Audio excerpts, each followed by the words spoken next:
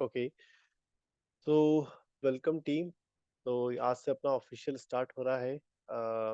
तो जैसा कि अपना प्लान था कि हम ऑटोमेशन टेस्टिंग क्या होती है वो पूरा अपन सीखेंगे एंड टू एंड। सबसे पहले अपन स्टार्ट करेंगे विद एपीआई, देन हम वेब पे जाएंगे, देन उसके बाद हम मोबाइल पे जंप करेंगे। ठीक है। तो अपन एपीआई से स्टार्ट कर रहे हैं। तो let's start. So before jumping on to the API directly, मैं थोड़ा सा आपसे डिस्कशन करना चाहता था रिगार्डिंग एआई। राइट, अभी सभी लोग आप एआई से मतलब परिचित होंगे। राइट। तो as a QA, how can we use AI? Right. तो इसमें सबसे पहला पॉइंट ये है कि मैं ये बोलना चाह रहा हूँ कि जैसे भी आपको पहला जो दिख रहा है स्क्रीन मेरी, तो ये एक वन टाइम एक्टिविटी नहीं है कि अभी अपन ने डिस्कस कर लिया and you will know each and everything about AI. ये कंटिन्यूस लर्निंग है। मैं बस एक इंट्रोडक्शन, एक बेंचमार्क यहाँ पे एक सेट कर रहा हूँ कि अब आगे अपन क्या क्या यूज करेंगे, कैसे कैसे यूज करेंगे अपन एआई को। तो उसका एक मतलब इंट्रोडक्शन टाइप समझ लो आप। ठीक है। तो सबसे पहला है इसमें कि how to utilize AI in your daily work. तो आप एआई को यूज कर सकते हो to take some kind of a guidance. Right. मान लो कि आपको कोई भी वर्क आया है, मतलब आपको टीम लीड ने या फिर मैनेजर ने आपको एक काम दिया, या फिर आपको पता चला कि क्लाइंट ने कोई काम दे दिया आपको कि आपको अब काम करना करके डिलीवर करना है।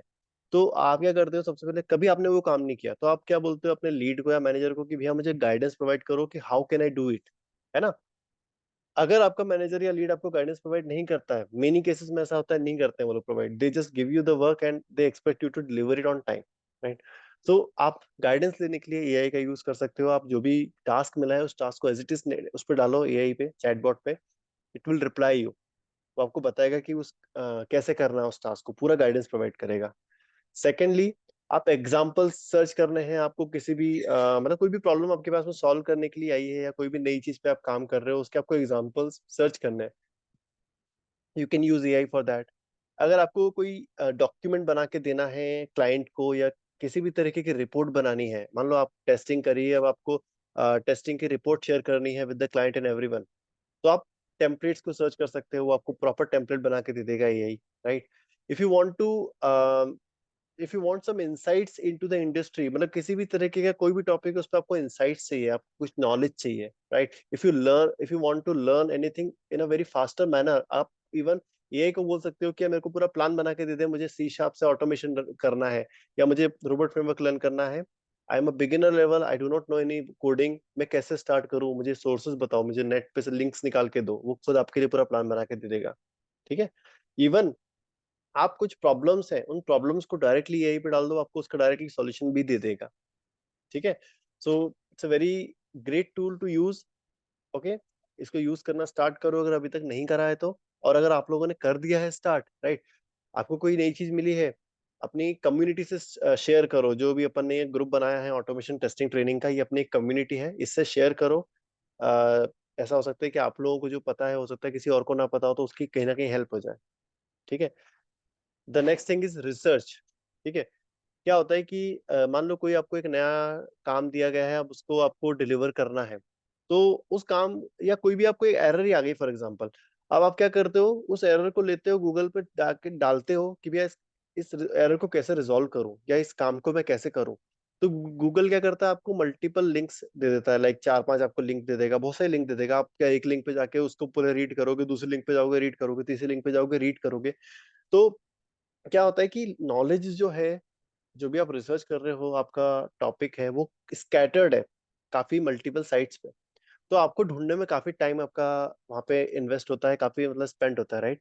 तो you can save that time. आप डायरेक्टली एआई को बोलो कि भैया मुझे ये टॉपिक पे आप मुझे जो भी इसकी इंटरनल डिटेल्स है वो मुझे ला के दो। AI will do the research for you and it will find the data and it will give you the report. ठीक है। अभी जो फ्री एआई टूल है, जैसे चैट जीपीटी 3.5 अभी लॉन्च हो गया है, वो उसमें आपको जैसे पीडीएफ एनालिसिस वगैरह जो चीजें हैं वो प्रोबेबली अभी नहीं देता है, इमेज एनालिसिस वगैरह नहीं देता है।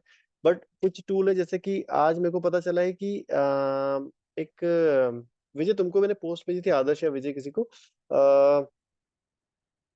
एज एक्चुअली पे। मेरे को आप लोगों की आवाज नहीं आ रही है, मेरे यहाँ थोड़ा सा डिस्टरबेंस आ रहा है कोई मतलब। बात नहीं विजय।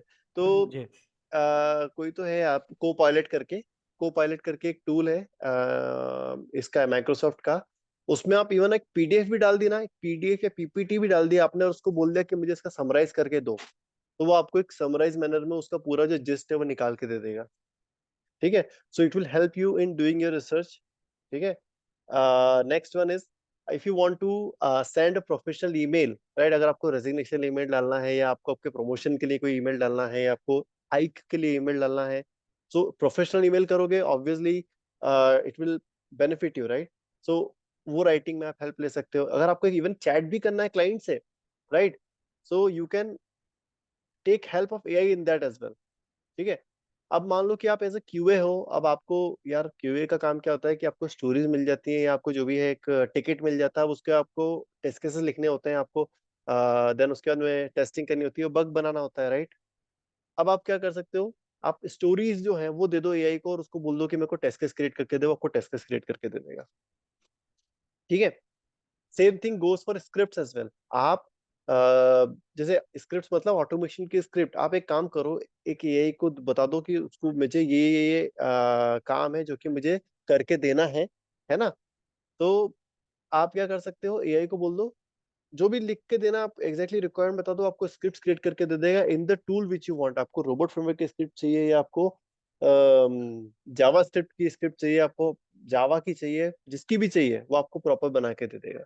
ठीक है, अ, अगर मान लो जैसे अपन जब एक कंपनी में काम करते हैं, मल्टीपल लॉग इसमें इन्वॉल्व होते हैं, तो क्या होता है कि एक बंदे का जो करा हुआ कोड है वो अपने को कई बार कोड पढ़ के समझ नहीं आता कि यार ये किसने लिखा, क्या है, करने की क्या कोशिश कर रहा है ये, है ना। तो आप पूरा कोड उठाओ एआई को दो और उसको बोल दो कि मेरे को एक्सप्लेन कर, वो आपको पूरा एक्सप्लेन करेगा, एक एक चीज, एक एक कोड का मीनिंग आपको एक्सप्लेन कर देगा।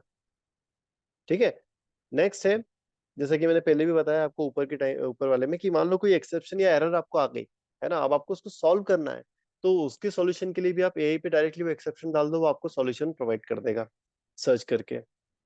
ठीक है, अब इंटरव्यू पर्सपेक्टिव से आपके लिए एआई कहाँ से, मतलब इंटरव्यू पर्सपेक्टिव की अगर अपन बात करें कि यार अगर इंटरव्यूअर आपसे पूछेगा तो वो उससे क्या पूछ सकता है। ठीक है, तो वो आपसे ये पूछेगा कि भैया कौन कौन से एआई, डिफरेंट एआई टूल्स हैं जो कि मार्केट में अवेलेबल है, और उनमें से कौन से टूल्स हैं जो आपने यूज करे हैं और उनको कैसे यूज करा है। ठीक है, ये एक बहुत इंपॉर्टेंट इंटरव्यू का आपका क्वेश्चन है जो कि आपसे पूछे जाएंगे, भले आपने अभी तक यूज करा है नहीं करा है, बट आपको प्रिपेयर करना है ये वाला क्वेश्चन। अगला है, what are the risk, what are the risk. ठीक है, अब इसमें रिस्क क्या है एआई को यूज करने के लिए। अब देखो, रिस्क दो लोग यहाँ पे फेस करेंगे, आपकी जो कंपनी है वो और आप खुद। ठीक है, जब भी आप एआई को यूज करोगे तो ये दो एंटिटीज हैं जिनको रिस्क फेस करना पड़ेगा। ठीक है, अब मान लो आपने कोई भी सॉल्यूशन उठाया, मतलब आपने एआई को बोल दिया कि मुझे इसका सॉल्यूशन दो, एआई ने आपको सॉल्यूशन दिया और आपने उसको उठा के पेस्ट करके सबमिट कर दिया। ठीक है, तो आपके लिए क्या होगा रिस्क यहाँ पे, कि भैया आपने क्या डिफरेंट किया, है ना। साला सभी तो सेम ही, अगर जैसे एक प्रॉब्लम मल्टीपल लोगों को दी गई है, सभी लोगों ने एआई से उठा के उसका सॉल्यूशन छाप दिया, तो मतलब आप अपने आप को स्टैंड आउट कैसे करोगे, है ना। तो आपको ये चीज एक रिस्क रहेगी आपकी। सेकंड रिस्क ये रहेगी कि भैया अगर आपने कंपनी की कोई इंटरनल डिटेल है, जैसे मान लो बैंकिंग एप्लीकेशन है, बैंकिंग एप्लीकेशन का कोई डेटा आपने उठा के कॉपी करके वहां पेस्ट कर दिया है, पीपीटी डाल दी, पीडीएफ डाल दी, तो भैया फिर वो एआई जो है वो पब्लिक टूल या जो भी कंपनी यूज कर रही है उसके पास वो कंपनी का डेटा चला गया, तो एक प्राइवेसी रिस्क वाला यहाँ पे फैक्टर आ गया है, राइट। तो ये भी एक इंटरव्यू के लिए काफी करेक्ट सर। इंपॉर्टेंट क्वेश्चन है। आपको ये भी अंडरस्टैंड करना है कि भैया कौन सी चीज हमें एआई से पूछनी है, कौन सी चीज हमें एआई से नहीं पूछनी है। ठीक है, और आप एआई को यूज करके जो सॉल्यूशन निकाल रहे हो उसको आपको कैसे सामने वाले को प्रेजेंट करना है, ये भी एक बहुत इंपॉर्टेंट फैक्टर है। ठीक है, अम,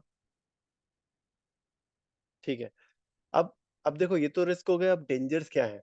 ठीक है, अभी तो आपको पता होगा कि भैया डीप फेक बहुत भयंकर चल रहा है, तो अपने आप को प्रोटेक्ट करना है इस चीज से, अपने आप को और अपने रिलेटिव्स को डीप फेक वाली जो है उससे। ठीक है, नेक्स्ट इज, आपको यहाँ पे अकाउंटेबल रहना है और रिस्पॉन्सिबल रहना है। ठीक है, कोई भी पर्सनल, अपनी खुद की पर्सनल इंफॉर्मेशन एआई पे मत डालना, लाइक अपने क्रेडिट कार्ड और पता चले कुछ कुछ अपने फोन नंबर डाल दिए, अपने ईमेल डाल दिए, पर्सनल ईमेल डाल दिए, right. Do not do that. Client की कोई भी कॉन्फिडेंशियल इंफॉर्मेशन मत डालना, इवन ये भी मत डालना कि मेरी मान लो इन्फोसिस कंपनी है, मैं इन्फोसिस पे काम कर रहा हूँ, मेरे पास इन्फोसिस के पास में बैंक ऑफ अमेरिका का प्रोजेक्ट है, ये इन्फॉर्मेशन भी मत डालना है यहीं पे, क्योंकि ये सब बहुत कॉन्फिडेंशियल इन्फॉर्मेशन होती है कि कौन सी कंपनी, कौन सी आईटी कंपनी का कौन सा क्लाइंट है। ठीक है। तो इस तरीके से कोई भी मतलब personal information, confidential information AI पे मत डालना, मत मत डालना, नहीं तो फिर वो क्या होगा कि आपका, अगर कहीं से ये इन्फॉर्मेशन पता चल गई कंपनी वालों को, तो they can even fire you. ठीक है। और नेक्स्ट है, लास्ट है मतलब यहाँ पे, कि जो भी आप एआई से सॉल्यूशन लेके आ रहे हो, जो भी आप वहां से टेम्पलेट निकाल रहे हो, उसको ब्लाइंडली सबमिट मत कर देना एज अ आंसर। ठीक है। एक ह्यूमन फैक्टर उसमें होना चाहिए आपके आंसर में, आप उसको प्रॉपरली रिव्यू करो, उसको चला के देखो, अगर वो चीज चल रही है प्रॉपरली, उसको आपने रिव्यू कर लिया, उसके बाद ही उसको सबमिट करो। कई बार क्या होता है कि डायरेक्टली जो सॉल्यूशन आता है वो वर्क ही नहीं करता है, एआई जो देता है। ठीक है। सो ये है अपना कुछ जनरल वार्निंग्स या रिस्क और डेंजर्स एआई के यूज करने के एज अ क्यूए, और how you can use it in your, मतलब एज अ क्यूए किस तरीके से यूज कर सकते हो। ठीक है। नेक्स्ट है, अब अपन स्टार्ट कर रहे हैं API testing and it's basics. और ये this will again be a theory, अभी अपन प्रैक्टिकल पे जम नहीं कर रहे हैं यहाँ पे। सबसे पहले अपन डिस्कस करते हैं कि भैया एपीआई, एपीआई की डेफिनेशन क्या होती है और एपीआई टेस्टिंग की डेफिनेशन क्या होती है। ठीक है। एपीआई क्या होता है कि एक जैसे एक मल्टी लेयर एप्लीकेशन की अगर अपन बात करें, जितनी भी वेब एप्लीकेशंस हैं या जितनी भी मोबाइल एप्लीकेशंस हैं, वो अभी लेयर्ड आर्किटेक्चर में काम करती हैं, राइट। सबसे ऊपर की जो लेयर होती है वो होती है आपकी फ्रंट एंड, जैसे आपको यहाँ पे दिख रहा है। अब फ्रंट एंड जो हो सकता है, जैसे मान लो मोबाइल है या आपका ब्राउजर है, राइट, ये सब आपके फ्रंट एंड है। फिर उसके बाद में एक सेकेंड लेयर होती है जिसको मिडिल लेयर बोलते हैं, it will be API. And then you have your backend. Backend में फिर आपका जो भी बैकएंड का कोड है, डेटाबेस है, और जो भी आपके रिसोर्सेस है, फाइल्स एंड फोल्डर्स, वो प्रेजेंट होते हैं। ठीक है। तो इस मल्टी लेयर आर्किटेक्चर में जो मिडिल लेयर होती है ना, वो बोली जाती है एपीआई। और एपीआई क्या करती है, ब्रिज एक्ट करती है आपके बैकएंड और फ्रंट एंड के बीच में कम्युनिकेशन का। फ्रंट एंड क्या करना है, फ्रंट एंड को क्या चाहिए होता है, रिसोर्स चाहिए होता है फ्रॉम द बैकएंड, तो वो एपीआई के थ्रू उसे एक्सेस करता है। ठीक है। मान लो एक एग्जांपल के तौर पे अगर मैं आपको समझाऊं कि एक अपने पास में एक एडिट प्रोफाइल, एक एप्लीकेशन है जहाँ पे हम किसी भी अपनी खुद की या किसी भी कस्टमर की अपन प्रोफाइल को एडिट कर सकते हैं। ठीक है। और जो एडिट प्रोफाइल है वो आप ब्राउजर से भी कर सकते हो, राइट। जैसे वो जो व्यक्ति है वो खुद भी अपने लॉगिन करके अपनी प्रोफाइल को भी एडिट कर सकता है। आप किसी उस एज अ एडमिनिस्ट्रेटर लॉगिन करके उस व्यक्ति की प्रोफाइल को भी एडिट कर सकते हो। और इवन मोबाइल एप्लीकेशन से भी बंदा अपना लॉगिन करके अपनी प्रोफाइल को एडिट कर सकता है। ठीक है। तो ये तीन अलग अलग डिफरेंट डिफरेंट वेज हैं जिससे फ्रंट एंड से आप अपनी प्रोफाइल को एडिट कर सकते हो। But at the back and अगर आप देखो, तो फंक्शन एक ही कॉल हो रहा है, विच इज एडिट प्रोफाइल।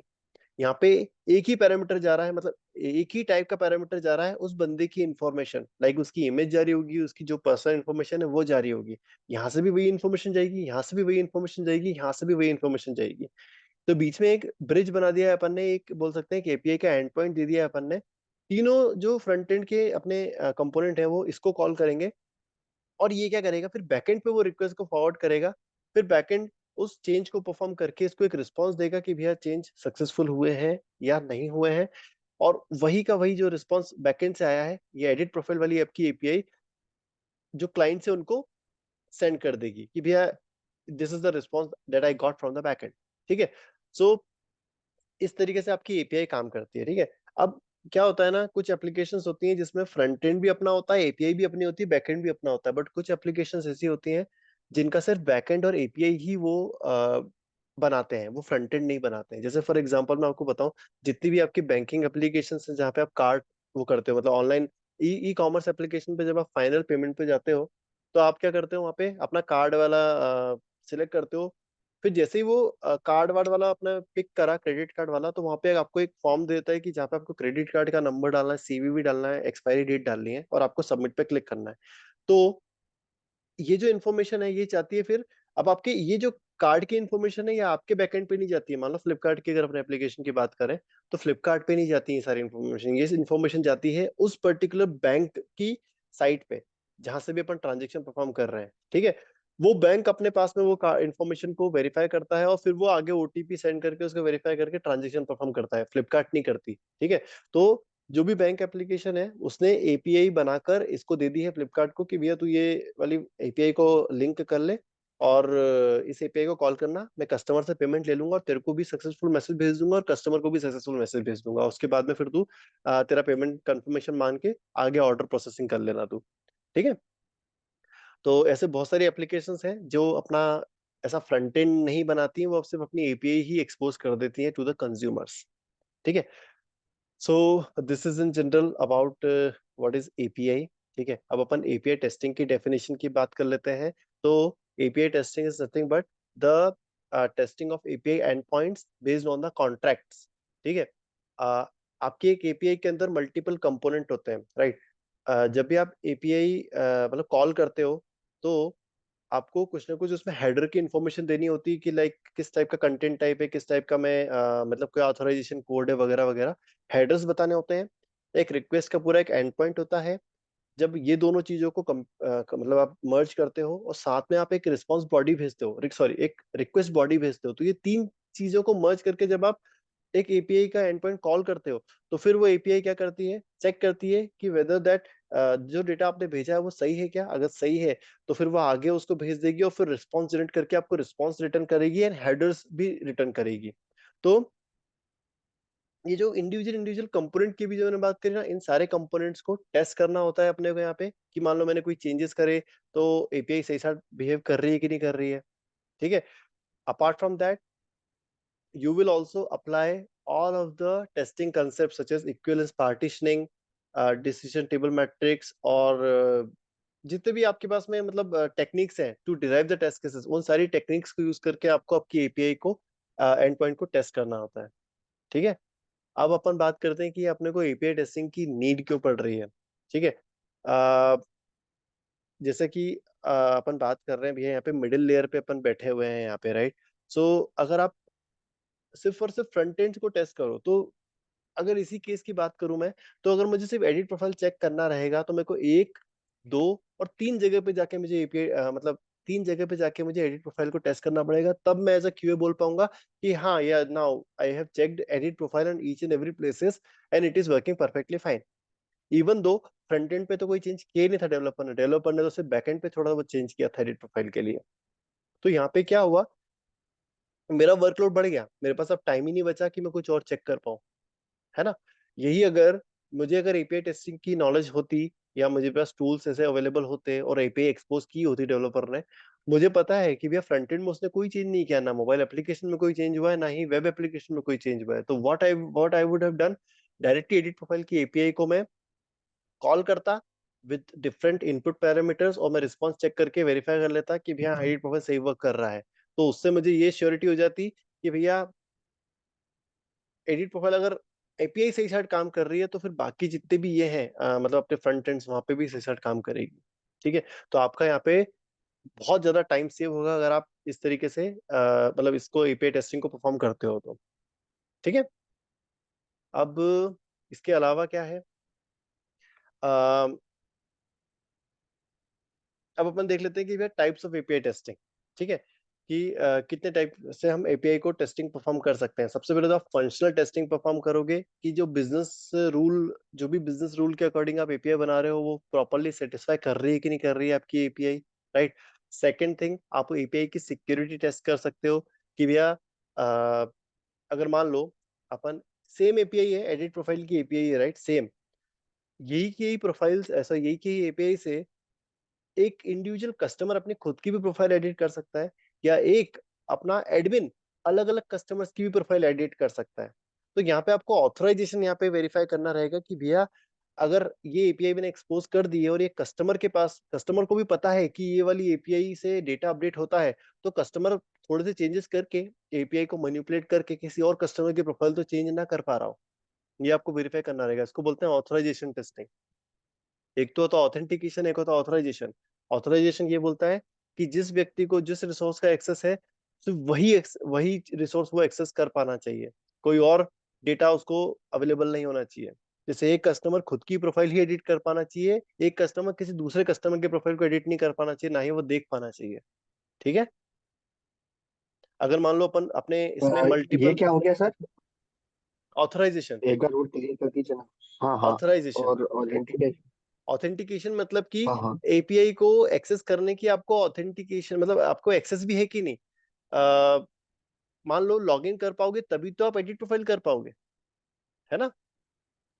किसी व्यक्ति करेक्ट। को अगर प्रोफाइल एडिट करनी है तो उसको पहले लॉगिन करना पड़ेगा, लॉगिन के बाद ही वो प्रोफाइल एडिट वाली फीचर्स को एक्सेस कर पाएगा। तो ऑथेंटिकेशन ये बोलता है कि भैया एडिट प्रोफाइल तब तक एक्सेस नहीं होना चाहिए सामने वाले को जब तक कि उसने लॉगिन परफॉर्म ना किया हो या उसका सेशन एक्टिव ना हो। ठीक है, अगर सेशन एक्टिव है तो ही वो कर पाएगा।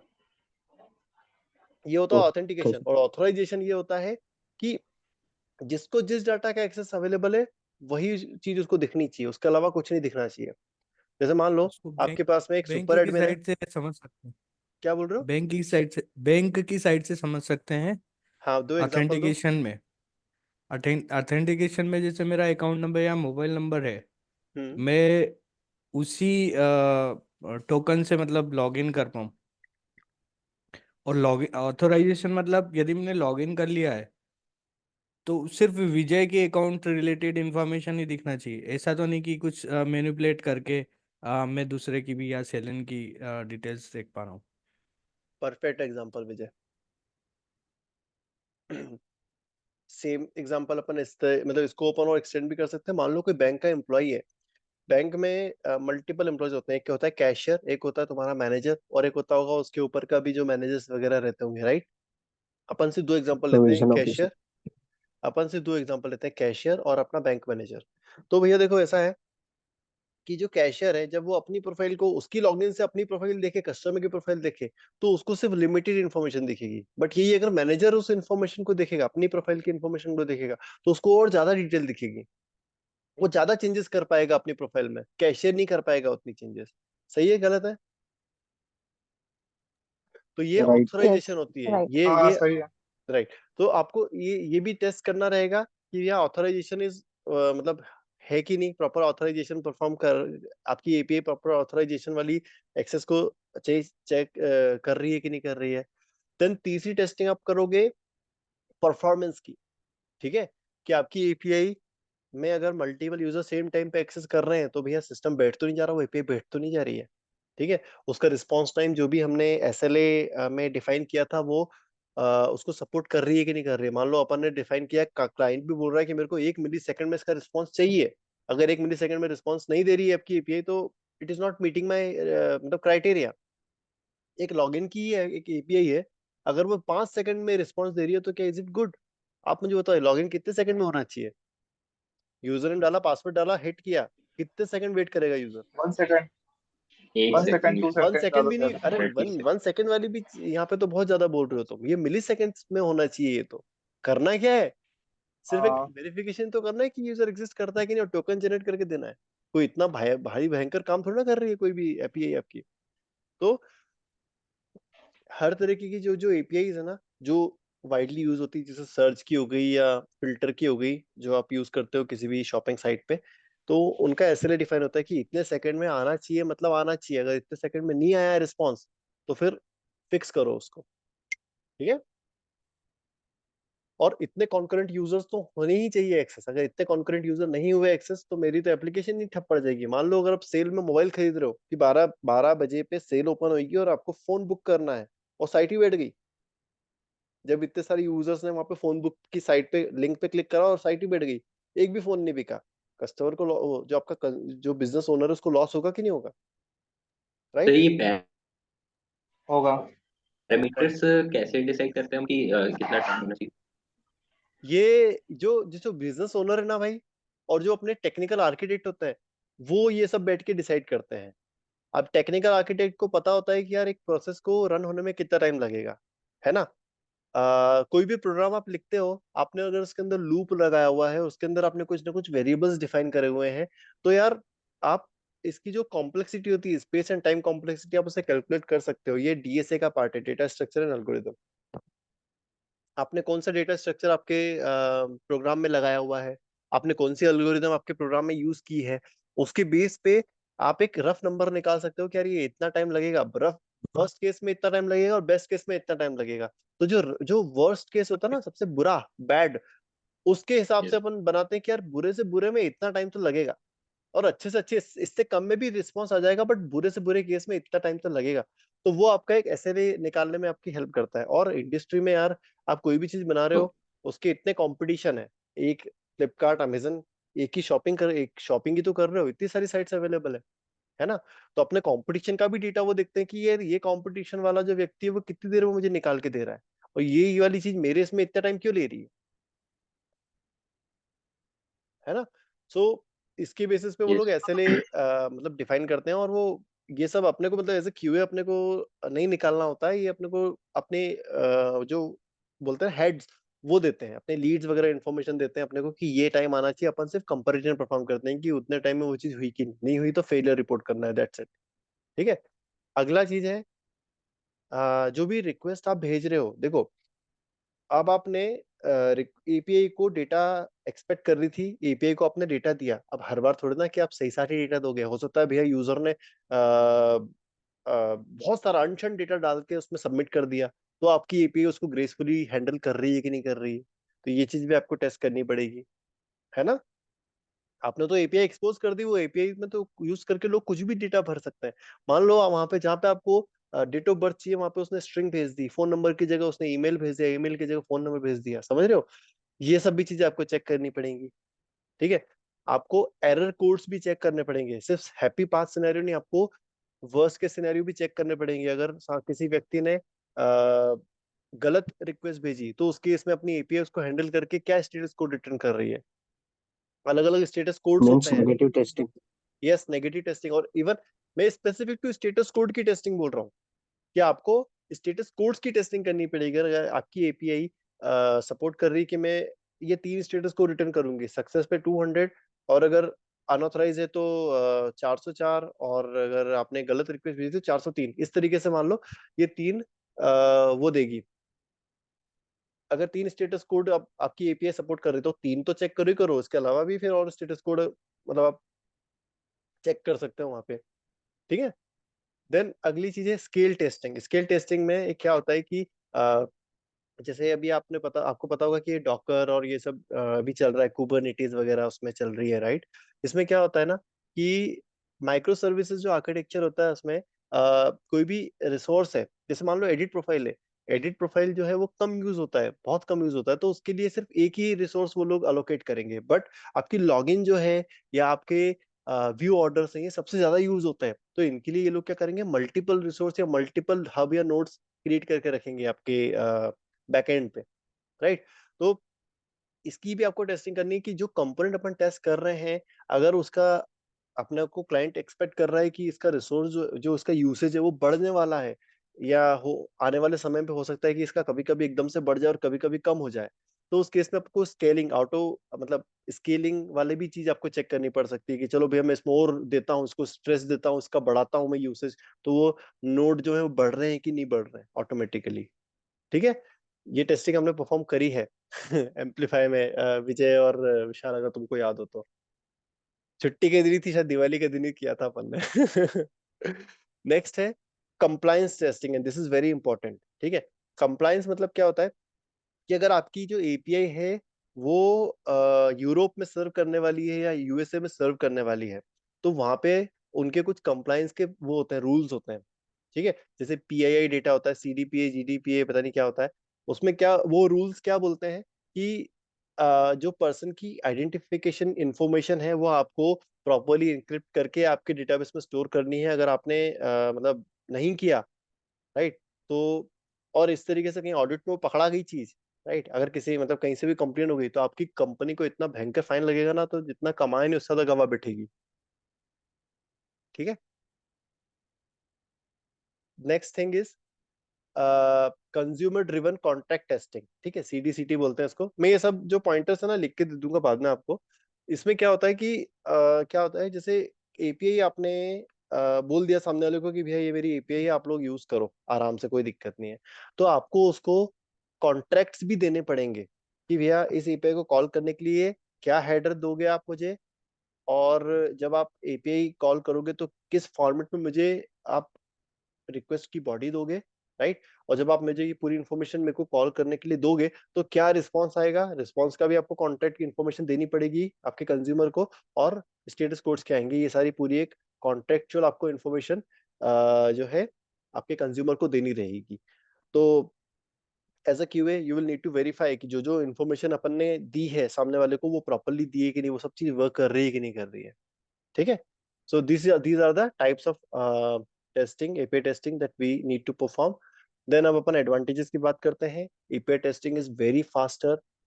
यूआई जो होता है वो बहुत स्लो होता है, और इसके जो कंपोनेंट्स होते हैं यूआई पे क्या होता है, सिर्फ एडिट प्रोफाइल, जैसे आप जब यहाँ पे आके देखोगे ना, यहाँ पे देखोगे तो आपको बहुत सारे कंपोनेंट से डील करना पड़ेगा। यहाँ पे आपको टेबल से भी डील करना पड़ेगा, फिर एडिट एडिट प्रोफाइल पे जाने के लिए ही आपको 4 तो नेविगेशन परफॉर्म करने पड़ जाएंगे, राइट। एडमिन के अलग, मोबाइल के अलग, और एक कस्टमर की जो खुद का जो प्रोफाइल है उसका अलग। तो आपको कितने तरह, कितने अलग अलग टेस्ट लिखने पड़ रहे हैं और कितने अलग अलग नेविगेशन परफॉर्म करने पड़ रहे हैं to just to reach to that edit profile का जो पेज है वहां पे, राइट। सो इसमें क्या है, ज्यादा कंपोनेंट्स होते हैं तो इट इज वेरी स्लो। ठीक है। और वहीं पे एडिट प्रोफाइल की डायरेक्टली सिर्फ आपको एक एपीआई ही कॉल करनी है and it will do the job for you. Login की कॉल करो देन एडिट प्रोफाइल कॉल करो, that's it. So it's very faster, it is very less flaky by design। इसका क्या मतलब है कि भैया देखो, यूआई पे तो बहुत फ्रीक्वेंट चेंज होते हैं, बट जो बैकएंड या जो आपकी एपीआई है उस पर इतने फ्रीक्वेंट चेंज कभी नहीं करते हैं developers. So it's very less flaky. ठीक है।